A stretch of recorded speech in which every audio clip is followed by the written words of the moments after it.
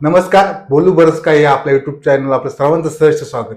आजचे प्रमुख पाहुणे आपले युवा सेनेचे राष्ट्रीय कार्यकारी सदस्य आणि पश्चिम महाराष्ट्राचे निरीक्षक सचिनजी बांगर. सचिनजी आपलं सहर्ष स्वागत. नमस्कार.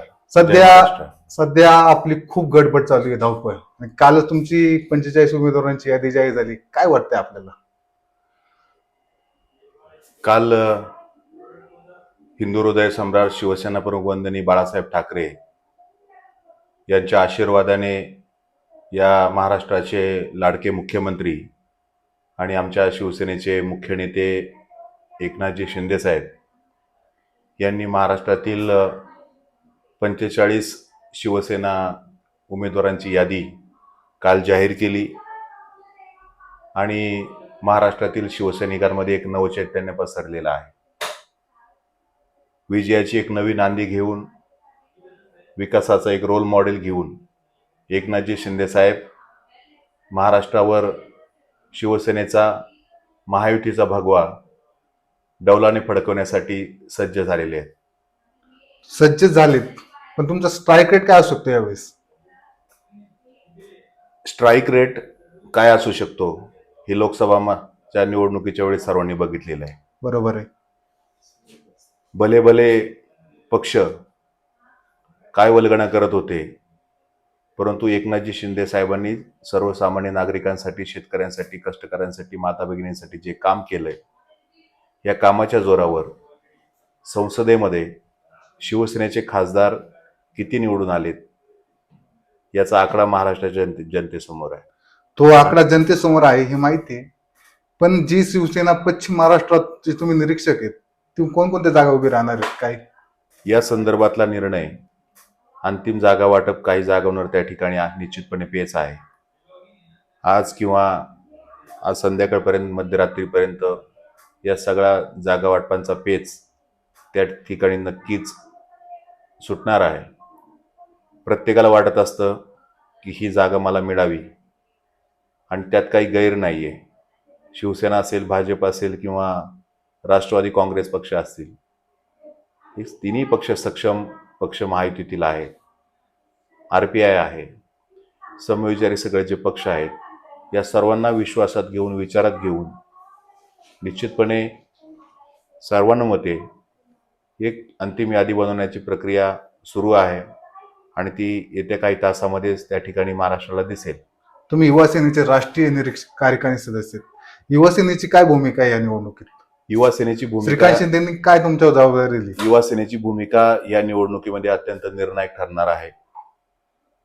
युवा खासदार डॉक्टर श्रीकांतजी शिंदे साहेब, युवा सेनेचे कार्याध्यक्ष आदरणीय पूर्वेशबाई सरनाईक यांच्या मार्गदर्शनाखाली तुम्ही बघताय की महाराष्ट्रामध्ये युवा महाराष्ट्र दौरा त्यांचा चालू आहे आणि ह्या दौऱ्याला उदंड प्रतिसाद मिळतोय. अक्षरशः हजारो युवक रस्त्यावर येऊन त्यांचं स्वागत करतायत. हे म्हणजे एकनाथजी शिंदे साहेबांनी या 2.5 वर्षामध्ये युवकांसाठी, तरुणांसाठी, त्यांच्या रोजगारासाठी जे केलेलं काम आहे, संघटना बांधणीसाठी जे केलेलं काम आहे, त्याचंच हे जणू काही प्रतीक आहे. आपल्या शिरूर लोकसभा मतदारसंघात देखील या ठिकाणी युवा महाराष्ट्र दौरा संपन्न झाला. यामध्ये देखील शेकडो युवक त्या ठिकाणी सहभागी झाले होते. हा जो शिवसेना ही अशी संघटना आहे, ही फक्त निवडणुकीपुरतं राजकारण करणारी संघटना नाही. निवडणूक असो किंवा नसो, सर्वसामान्य नागरिकांचं हित डोळ्यासमोर ठेवून, सर्वसामान्य युवक असतील, महिला भगिनी असतील, शेतकरी बांधव असतील, यांचं हित घेऊन रस्त्यावर उतरून झगडणारी ही संघटना आहे. त्यामुळं आम्हाला निवडणुका काही नवीन नाहीत. आम्ही मात्र सातत्याने काम करत आलोय. त्यामुळे निश्चितपणे शिवसेनेचा विजय निश्चित आहे. तुम्ही शिवसेनेसाठी काम करतात हे बरोबर आहे, पण तुम्ही ज्या शिरूर लोकसभेत अनेक वर्ष विस्तारक म्हणून काम केलं, त्या शिरूर लोकसभेत आपण एकही जागा लढणार नाही असं आम्हाला कळतंय. नाही, याबाबत चित्र अद्याप स्पष्ट नाहीये. काही जागा आम्हाला मिळण्याची शक्यता आहे. संध्याकाळपर्यंत हे चित्र स्पष्ट होईल. कारण की असं झालं तर शिवसेना शिरूर लोकसभेतून हद्दपार पण होऊ शकते. शिवसेना हद्दपार, कोणाची हिंमत नाही शिवसेनेला हद्दपार करण्याची. लक्षात आलं? एखादी जागा लढवायला कसं असतं, महाराष्ट्रामध्ये समविचारी पक्षांचं सरकार बनत असताना काही काही भागांना त्या ठिकाणी निश्चितपणे झुकतं माप दिलंही जातं, परंतु शिवसेना ही हिंदुत्ववादी संघटना आहे. बरोबर आहे. हिंदू हृदय सम्राट शिवसेना प्रमुख वंदनीय बाळासाहेब ठाकरे यांच्या विचारावर चालणारी संघटना आहे. त्यामुळं महायुतीमध्ये कुणाला उमेदवारी मिळते यापेक्षा महायुतीमध्ये जो उमेदवार असेल त्याचं निश्चितपणे आम्ही सर्वजण काम करणार आहोत, हे मात्र निश्चित आहे. आम्हाला असं कळतंय की तुम्ही पण आंबेगाव शिरूर हवेली या विधानसभेत इच्छुक होता. पुढे काय झालं? आंबेगाव शिरूर विधानसभा मतदारसंघामध्ये शिवसेनेतर्फे मी काही एकटाच इच्छुक उमेदवार नव्हतो. हम्म. आमच्याकडे चांगली 5-6 नावं होती प्रमुख. फॉर त्यामध्ये एक्झाम्पल? शिवसेनेचे गटनेते देविदासजी दरेकर होते, शिवसेनेचे उपजिल्हा प्रमुख अजितराव चव्हाण होते, शिवसेनेचे तालुका प्रमुख प्रवीण थोरात पाटील होते, युवा सेनेचे जिल्हा प्रमुख शिरूरचे बापूसाहेब शिंदे होते. अनेक नावं त्या ठिकाणी इच्छुकांच्या यादीमध्ये होती. वैभवराव पोखरकर युवा सरपंच यांचं देखील नाव इच्छुकांच्या यादीमध्ये होतं. पक्षाकडे आम्ही त्या संदर्भात मागणी देखील केली होती. पक्षाने देखील आमच्या सर्व ज्या काही गोष्टी आहेत त्या समजून घेतल्या होत्या आणि आम्हाला देखील पक्षाने सांगितलं होतं की तुम्ही तुमचं काम सुरू ठेवा, संघटनात्मक काम तुमचं सुरू ठेवा. मुख्यमंत्र्यांशी चर्चा झाली या विषयावर? या संदर्भामध्ये देखील आम्ही मुख्यमंत्री साहेबांना भेटूनच तिकिटाची मागणी केली होती. शेवटी कसं असतं की काल राष्ट्रवादी काँग्रेस पक्षाचे राज्यातील ज्येष्ठ नेते आणि ज्यांनी विधान परिषदेचं अध्यक्ष, विधानसभेचा अध्यक्ष म्हणून काम केलंय, राज्याचे ते आता विद्यमान सहकार मंत्री आहेत दिलीप वळसे पाटील, यांना महायुतीची उमेदवारी देखील जाहीर झालेली आहे. एक मिनिट तुम्हाला थांबवतो मी. तुम्ही काही दिवसापूर्वी असं बोलले होते पत्रकार परिषदेत, दिलीप वळसे पाटलांची लढण्याची इच्छा नव्हती. त्यावर तुमचं काय मत आहे? आणि आता ते लढवतायत. या संदर्भामध्ये राजकारणामध्ये जर तर आणि भूतकाळाला फार महत्व नसतं. बरोबर, ते आहेच. आम्ही निश्चितपणे आमच्या पक्षाकडे आमची उमेदवारी मागितली होती. आम्ही शेवटपर्यंत निकराने झुंजही दिली. आम्ही सक्षम देखील होतो. पण महायुतीच्या जागा वाटपामध्ये निश्चितपणे आंबेगाव शिरूर विधानसभा मतदारसंघामध्ये थोडंसं नाही म्हटलं तरी राष्ट्रवादी काँग्रेस पक्षाचा प्रभाव वरिष्ठ पातळीवर नेत्यांना अधिक वाटला असेल आणि सहकार मंत्री दिलीपरावजी वळसे पाटील साहेब यांना ते तिकीट जाहीर झालं. त्यामुळं आम्ही काही नाराज नाहीये. सगळ्यात महत्त्वाचा बरोबर आहे.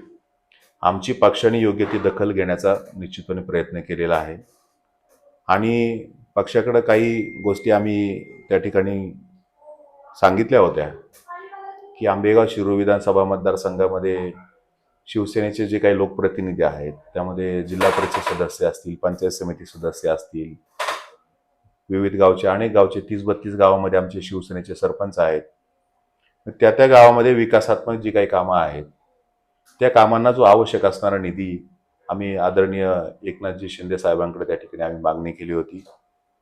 दरम्यानच्या काळामध्ये शिंदे साहेबांनी देखील आम्हाला निधी मिळावा या संदर्भामध्ये कलेक्टर साहेब असतील किंवा पालकमंत्री महोदयांच्या देखील तो विषय कानावर घातला होता. परंतु आमची ताकद कदाचित त्यावेळेला त्यांना एवढी जाणवली नसावी. त्यामुळे त्यावेळी आम्हाला शिवसेनेला काही फारसं निधीमध्ये माझ्या मनात एक प्रश्न होता, त्या ठिकाणी मिळाला नाही. एक खूप मोठा प्रश्न होता. तुमचे नेते आदरणीय शिवाजीदादा आढळराव पाटील राष्ट्रवादीत प्रवेश केला त्यांनी लोकसभा निवडणुकीला. ते राष्ट्रवादीत गेल्यानंतर शिवसेनेला काही फटका बसलाय का? शिवाजीराव आढळराव पाटील राष्ट्रवादी काँग्रेस पक्षामध्ये गेले हा तो शिवाजीराव आढळराव पाटलांचा वैयक्तिक प्रश्न होता आणि ते महायुतीचे उमेदवार म्हणून लोकसभा निवडणुकीला सामोरे गेले. बरोबर आहे. आमच्या दृष्टिकोनातून शिवाजीराव आढळराव पाटील आमचे नेते होते, आहेत आणि ते सदैव आमचे नेते राहतील. एक व्यक्ती म्हणून ते आमच्या कायम हृदयस्थानी राहतील. परंतु गेले अनेक वर्ष 15, 20, 25 वर्ष या भागामध्ये सातत्याने एक हिंदुत्ववादी विचार घेऊन आदरणीय हिंदू हृदय सम्राट बाळासाहेब ठाकरे यांचे हिंदुत्ववादी विचार घेऊन आम्ही सर्व शिवसैनिक काम करतो आहोत. त्यामुळं एखाद्या विचारधारेपासून दूर जाणं बरोबर एवढी काही सोपी गोष्ट नव्हती. त्यामुळं आम्ही सर्वांनीच शिवसेनेमध्ये थांबण्याचा निर्णय घेतला. फक्त मीच थांबलोय अशातला भाग नाही.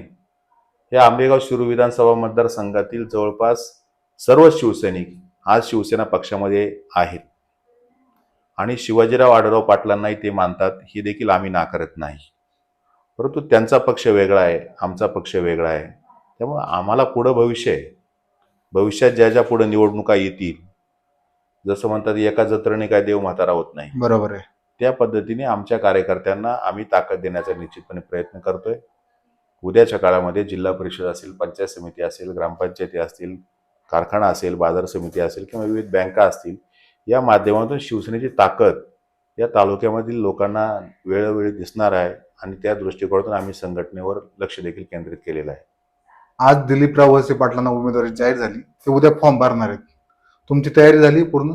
शिवसेनेला आमंत्रण दिले उद्या फॉर्म भरायचं? विद्यमान सहकार मंत्री माननीय नामदार दिलीपरावजी वळसे पाटील साहेब यांची उमेदवारी महायुतीतर्फे जाहीर झालेली आहे.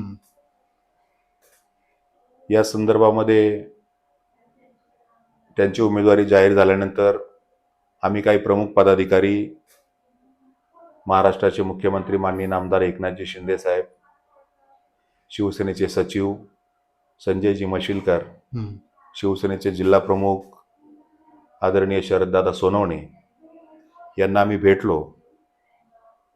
भेटल्यानंतर आमच्या काय ज्या व्यथा आहेत त्या आम्ही पुरेपूर मांडण्याचा आम्ही त्या ठिकाणी प्रयत्न केला. आम्हाला जरी आजच्या घडीला न्याय जरी मिळाला नसला तरी मात्र आमच्या पाठीशी एकनाथजी शिंदे साहेबांचं नेतृत्व आहे. आणि तुम्ही बघितलं असेल, शिंदे साहेबांनी एकदा भूमिका घेतली की ती त्या भूमिकेपासून जागेवर तसूवरही हटत नाहीत. आमची सर्वस्वी जबाबदारी एकनाथजी शिंदे साहेबांनी स्वीकारलेली आहे आणि त्यांनी आम्हाला शब्द दिला आहे, तुम्ही महायुतीचं काम प्रामाणिकपणे करा. धनुष्यबाण हा तुमचा उमेदवार आहे. तुम्ही धनुष्यबाणात तुम्ही घड्याळ बघा, आपोआपच महाराष्ट्रामध्ये युतीचं सरकार येणार आहे आणि पर्यायाने आम्हाला सर्वांना आंबेगाव तालुक्यातील, शिरूर तालुक्यातील शिवसैनिकांना पुन्हा एकदा या महाराष्ट्राचे मुख्यमंत्री म्हणून एकनाथजी शिंदे साहेबांना विराजमान झालेलं बघायचंय. त्यामुळं शिवसैनिक व्यक्तिगत हेवे दावे आमच्यामध्ये कुठल्याच प्रकारचे नाहीत. लक्षात आलं का? त्यामुळं महायुतीचे उमेदवार दिलीपराव वळसे पाटील साहेब आहेत. दिलीपराव वळसे पाटलांना एक दिलाने सर्व शिवसैनिक दिलीपराव वळसे पाटलांवरची नाराजी दूर झाली का तुमची? आमची मुळात एवढे गेले 15 वर्ष तुम्ही त्यांच्यावर नाराज आमची होता. मुळात दिलीपराव वळसे पाटलांच्या संदर्भामध्ये कुठल्याही प्रकारची नाराजी नव्हती. मग एवढा विरोध का होता? विरोध होता तो तात्विक विरोध होता. सातत्याने ग्रामपंचायत पासून पंचायत समिती, जिल्हा परिषद, विधानसभा, लोकसभा या प्रत्येक निवडणुकांमध्ये आमचा सामना राष्ट्रवादी काँग्रेस पक्षातील स्थानिक पदाधिकाऱ्यांशी, पक्ष नेतृत्वाशी झालेला आहे आणि सगळ्यांनी बघितलेला आहे. त्यामुळं दोन टोकं ज्यावेळेला एकत्र येण्याचा प्रयत्न करतात त्यामुळं थोडासा संघर्ष होतो. परंतु राज्यातील जी परिस्थिती पाहता एवढा काय टोकाचा संघर्ष आमच्या तालुक्यामध्ये निश्चितपणे नाही. आणि आम्हाला खात्री आहे की वळसे पाटील साहेबांचा विजय म्हणजे आमच्या एकनाथजी शिंदे साहेबांचा विजय आहे. त्यामुळं शिंदे साहेबांना मुख्यमंत्री होण्यासाठी दिलीपराव वळसे पाटील साहेबांचं एक मत त्या ठिकाणी उपयोगी असणार आहे. त्यामुळं आम्ही शिवसैनिक एक एक मत हे दिलीपराव वळसे पाटील साहेबांच्या पारड्यामध्ये टाकण्यासाठी आम्ही निश्चित कंबर कसू. त्यासाठी आमची टीम सक्षम आहे. आमचे शिवसेनेचे उपजिल्हा प्रमुख अजितराव चव्हाण असतील, शिवसेनेचे तालुका प्रमुख प्रवीणराव थोरात पाटील असतील, गटनेते देवीदासजी दरेकर असतील, त्याचबरोबर शिरूरचे तालुका प्रमुख मल्हारी शेठ काळे असतील, युवा सेनेचे जिल्हा प्रमुख बापूसाहेब शिंदे असतील, बरोबर आहे. यांच्या नेतृत्वाखाली एक टीम आम्ही सक्षमपणे देवदत्त निकम सुद्धा खूप ताकद लावली आहे. देवदत्त निकम मी बोलतो यांनी देखील आम्ही एक टीम बांधून शिवसेनेचे जे काही मतदान आहे ते महायुतीच्या त्या ठिकाणी पारड्यामध्ये कशा पद्धतीने जाईल या संदर्भामध्ये व्यूहरचना आमची ठरलेली आहे. आणि शिवसेना हा प्रोटोकॉल आणि आदेश पाळणारा पक्ष आहे. लक्षात आलं का? एकदा आमच्या एकनाथ शिंदे साहेबांनी आम्हाला आदेश दिलेला आहे की कुठल्याही परिस्थितीमध्ये महायुतीचा उमेदवार आपल्याला उच्चांकी मताधिक्याने निवडून आणायचा आहे. त्यामुळे आम्ही मागचा पुढचा कोणताही विचार करणार नाही. देवदत्त निकम यांनी खूप ताकद लावली. त्यांनी पण शिरूर मधली 40 गावं असतील, आंबेगाव तालुका असेल, त्यांना सुद्धा खूप मोठा प्रतिसाद भेटतो. आमच्या समोर फक्त आता महायुती आहे. समोरच्या उमेदवारांनी किती ताकद लावली त्या ताकदीचा आम्हाला काही देणं घेणं नाही. आम्हाला आदेश आलेला आहे. एकदा शिवसैनिकांना आदेश आला का शिवसैनिक कामाला लागतो आणि शिवसेनेच्या पारड्यातली जेवढी काही 50-60 हजार मतदान आहे ते निश्चितपणे तुम्हाला मतपेटीत दिसतील. दिसतील का? कोणाच्या बाजूने झुकतायत ती दिसतील. 100% दिसणार. शिवसैनिक हा कधी गद्दारी करणारा प्राणी नाही, लक्षात ठेवा. तुम्ही एकदा म्हणताय- शब्द दिला की दिला, संघर्ष करणार. तुम्ही म्हणताय ते बरोबर आहे. आम्ही सन्माननीय वळसे पाटील साहेबांना सांगितलंय, बापू- साहेब आम्हाला आदेश आलाय, आम्ही तुमचं काम प्रामाणिकपणे करणार आहे. पण मात्र येणाऱ्या स्थानिक स्वराज्य संस्थांमध्ये तुम्ही ज्याप्रमाणे शिवसेनेच्या पदाधिकाऱ्यांना शब्द दिलाय की प्रत्येक ठिकाणी आम्ही तुम्हाला सामावून घेण्याचा प्रयत्न करू. ज्या ज्या ठिकाणी शिवसेनेचे लोकप्रतिनिधी असतील, म्हणजे ज्या ठिकाणी जिल्हा परिषद निवडणूक, पंचायत समिती निवडणूक, ग्रामपंचायत किंवा ह्या संस्थांवर शिवसेनेचे लोकप्रतिनिधी सातत्याने निवडून येत आहेत, त्या जागा शिवसेना पक्षाला सोडण्याचा शब्द देखील त्या ठिकाणी दिलेला आहे. आणि याला तालुक्यातील महत्वाची लोक साक्षीदार आहेत. सन्माननीय माजी खासदार ज्यांनी शिवसेना पक्षाचं गेले 20-22 वर्ष प्रतिनिधित्व या मतदारसंघामध्ये केलं, तेही या गोष्टीला साक्षीदार आहेत. आणि त्यामुळं लक्षात ठेवा की एकनाथजी शिंदे साहेबांपर्यंत या सगळ्या गोष्टी त्यांना त्याची जाणीव आहे, माहिती आहे. त्यामुळे आम्हाला 100% न्याय तुम्ही मिळणार म्हणताय ते आहे. बरोबर आहे. आता तुम्ही नाव घेतलं बापूसाहेब शिंदे, त्यांचा तर मध्ये तर खूप विरोध आहेत. मानसिक पाचोदकर, दिलीपराव वळसे पाटील, तुम्ही तर म्हणता ते काम करणार. हे बघा, कसं काय? बापूसाहेब शिंदे यांचा कोणाशी वैयक्तिक विरोध असण्याचं काही कारण नाही. हा, ते शिवसेनेचे पदाधिकारी आहेत. कारण आणि की पदाधिकारी म्हटल्यानंतर एकदा आदेश आला की तो जोमाने कामाला लागतो. आपापसातले हेवे दावे हे निवडणुकीमध्ये बाजूला ठेवायचे. बाजूला जातील हे तुम्हाला वाटतंय का? निश्चितपणे वाटतील. आणि जो महायुतीमध्ये ज्याला राहायचंय, ज्याला शिवसेना पक्षामध्ये राहायचंय, ज्याला शिवसेना पक्षाचे ध्येयधोरण, प्रोटोकॉल, शिस्त या गोष्टी पाळायच्यात, तो कार्यकर्ता मात्र आदेश आल्यानंतर बाजूला सरत नाही. मात्र एखादा कार्यकर्ता, मी बोलतो, एखाद्या कार्यकर्त्याने जर काही वेगळं करण्याचा प्रयत्न केला तर निश्चितपणे त्याच्या संदर्भामध्ये कारवाई करण्याचे देखील आदेश वरिष्ठ पातळीवर जे आहेत. तुम्ही आंबेगावचं सांगितलं, जुन्नरमध्ये तुमचे कार्यकर्ते गाड्याचं काम करतील का? हे बघा, तुम्हाला मी सांगतो, मी आता आंबेगाव शिरूर विधानसभा मतदारसंघाच्या बाबतीत तुम्ही मला प्रश्न विचारला, त्या बाबतीत ते मी उत्तर तुम्हाला दिले. माझ्याकडे जरी जबाबदारी बाकीच्या पश्चिम महाराष्ट्रातील इतर काही मतदारसंघाची असली तरी त्या भागामध्ये संघटनात्मक कामकाजानिमित्त पक्षाने काही समन्वयक नेमलेला आहे, ज्या माझ्यावर आंबेगाव शिरूर विधानसभेची जबाबदारी दिलेली आहे. त्यामुळे गेले 20-22 दिवस, पुढची काही 20-22 दिवस मी पूर्णपणे आंबेगाव शिरूर विधानसभा मतदारसंघामध्ये तळ ठोकून राहणार आहे. आणि प्रत्येक शिवसैनिकाला भेटून आम्ही वळसे पाटील बघणार नाही, आम्ही घड्याळ बघणार नाही, आम्ही महायुती म्हणून त्या ठिकाणी आमच्या उमेदवाराचं काम करणार आहोत. आंबेगावात तुम्हाला मानणारा सुद्धा मोठा वर्ग आहे. युवकांमध्ये तुमची चांगली क्रेज आहे. कसं त्याचं नियोजन झालंय का इलेक्शनचं सगळं? आता तुम्ही सांगितलं एवढं, प्रत्येक सिस्टीम बसली का? तुमचा समन्वय झाला? प्रत्येक माणसाला मानणारा वर्ग असतो. मला देखील खूप मित्रपरिवार आहेत, प्रत्येक पक्षातले मित्रपरिवार आहेत. पण निवडणुकीमध्ये तुम्हाला सांगू का, निवडणुकीमध्ये साधारणतः 50% मतदान हे पक्षावर आधारित मतदान असतं आणि 50% मतदान हे त्याच्या वैयक्तिक छबीवर असणारं मतदान असतं. आता आम्ही विधानसभा निवडणूक लढवण्याची डेअरिंग केली होती, सर्वसामान्य शेतकरी कुटुंबाचा मुलगा म्हणून. परंतु आता तिकीट हे महायुतीचं वळसे पाटील साहेबांना जाहीर झालेलं आहे. त्यामुळे आमच्या समोर ह्या 30-32 दिवसामध्ये महायुतीचा उमेदवार म्हणून वळसे पाटलांना निवडून आणण्याची जबाबदारी आहे, ती निश्चितपणे आम्ही शिवसैनिक पार पाडू. मित्रांनो, आजच्या भागात आपल्याला सचिन भाऊंनी आंबेगाव आणि शिरूर या विधानसभेची संपूर्ण माहिती दिली. ही महायुतीचे सर्व समन्वयक पक्ष, सगळे जे पक्ष आहेत ते कसं काम करणार ते आपल्याला 20 तारखेला नक्की दिसून येईल. आणि 23 तारखेला निकाल आपल्याला नक्की जाणवेल. सचिन भाऊ, तुम्ही आम्हाला तुमचा अमूल्य वेळ दिला त्याबद्दल तुमच्या मनापासून आभारी आहे. जय महाराष्ट्र. जय महाराष्ट्र.